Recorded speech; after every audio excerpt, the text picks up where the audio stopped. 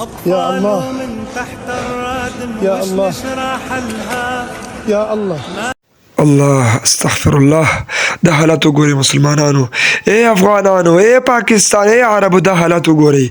دا والله چې په موږ را روان دي. ګوره دې يهودو، دې نصارو، دې نیټو، دې غربیانو علاج پکار ده، او دې علاج الله په قرآن مجید او ګور دا واړه واړه ماشومان، دا سپینګي، دا ځوانان، دا څه تبعی روانه ده.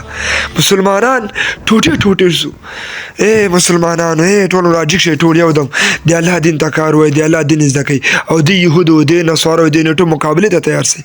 قرآن کې الله پاک دې کفارو علاج کې الله تعالی فرمایي په سورۃ النساء کې الله فرمایي سلام نمبر سورۃ د آیات نمبر 16 او 15 کې الله فرمایي وما لكم لا تقاتلون في سبيل الله.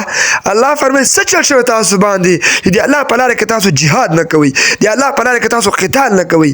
وما لكم تاسو پر څه عذر ده الله فرمایي دا څه ظلمونه په دنیا کې روان دي، دا موږ تاسو باندې چی سوي دي عزت مندو. په دې هغه مخکې بلد کې الله تعالی فرمایي فليقاتل في سبيل الله الذين ودي جنگي دي الله په لار کې هغه کسان یشرون الحیات الدنیا چې هغه خپل د دنیا ژوند خرڅ کړي د په الله باندې، د دنیا په ژوند باندې دوی جنت اخیسته ده او الفردوس اخیسته ده، او د الله دین لپاره خپل وینه توی کوي او د کفارو وینه توی کوي.